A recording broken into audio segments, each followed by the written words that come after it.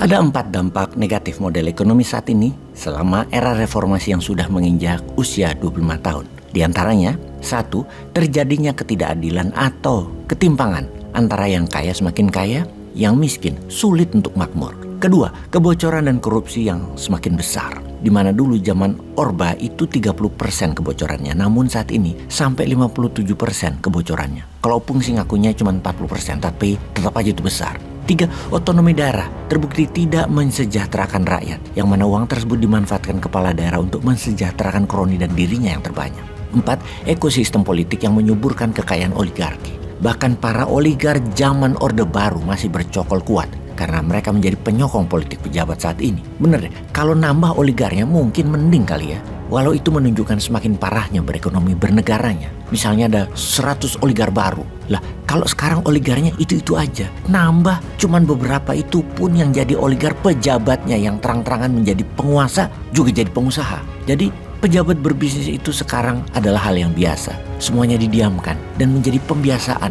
Bahkan publik pun mengamini hal tersebut. Bahkan pejabat sekarang ini memonetize jabatannya terang-terangan juga hal yang biasa. Memonetize jabatannya artinya ketika dirinya menjabat sebisa-bisanya dapat uang dengan memanfaatkan jabatannya. Hal itu nggak masalah. Yang di atas yang penting lu dukung gua terus menjabat. Itu aja tugasnya. Bagi permen itu bukan dari atas ke bawah kalau di dunia swasta tentunya. Namun kalau di birokrasi adalah dari bawah, store ke atas. Inilah yang membuat dari atas sampai bawah bermain. Misalnya di BUMN, di birokrasi, di parlemen politik. Semua pejabat yang memiliki jabatan strategis sekarang ini pada buat uang untuk pribadinya lebih penting daripada buat kebijakan yang menguntungkan masyarakat. Bersama dengan hal itu, Newman menyatakan bahwa Indonesia memerlukan new direction ekonomi Indonesia ke depannya. Ekonomi yang lebih berpihak pada keadilan dan kesetaraan ekonomi. Cara sekarang tidak akan bisa mengejar ketinggalan dan mencapai target ekonomi 4 besar dunia pada tahun 2045. Karena itu diperlukan turnaround economic policy yang agresif untuk ekonomi Indonesia ke depan.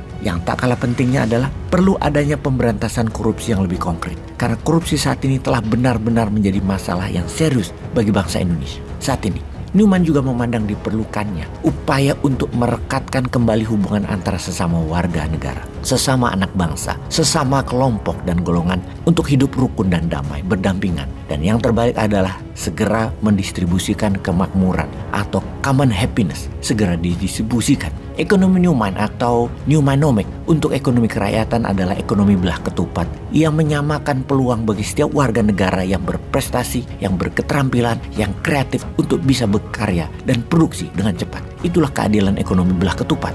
Newmanomic mengusulkan untuk menggeser orientasi pembangunan Indonesia Emas 2045 ke arah sustainable growth dengan menekankan pada kesetaraan dan keadilan ekonomi. Newmanomic adalah pencapaian GDP sebagai faktor indikatif harus diikuti untuk pencapaian berkelanjutan secara ekonomi, sosial, dan ekologi. Pertumbuhan ekonomi, pertumbuhan sosial, dan perbaikan ekosistem kehidupan atau living space yang lebih baik. Dulu GDP naik dianggap ekonomi naik dan itu bagus, namun tidak membuka aslinya. Yang data aslinya yang naik hanya ekonomi dari 0,1% manusia atau bagian dari oligarki saja yang naik. Namun dibagi rata dalam perhitungan yang ke seluruh penduduk ternyata bertumbuh 5%. Namun aslinya nih yang 99,9 itu turun jangan-jangan. Yang naik hanya 0,1% saja, yang naik 500 kali lipat, dan ini dianggap pertumbuhan. Padahal pertumbuhan tersebut semu kalau indikasinya ditambah lagi. Bukan hanya di GDP ekonomi, namun ditambah masalah sosial,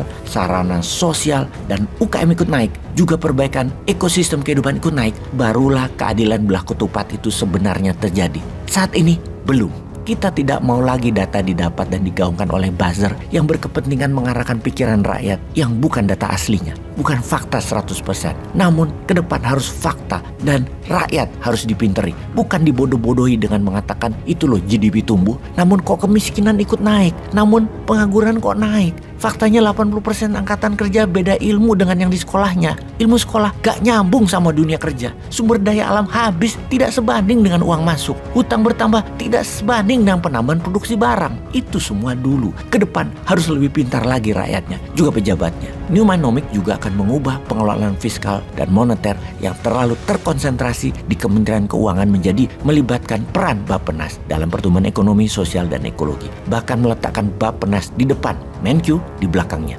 Orientasi pembangunan 5 tahun pertama, penguatan dan perubahan sistem pendidikan, pengetahuan dan sistem pengajaran. Kemudian juga argo maritim dan industri kerakyatan. 5 tahun berikutnya adalah penguatan sektor industri turunan sumber daya alam sampai refining finish product. 10 tahun berikutnya masuk kekuatan ekspor berbasis bahan baku.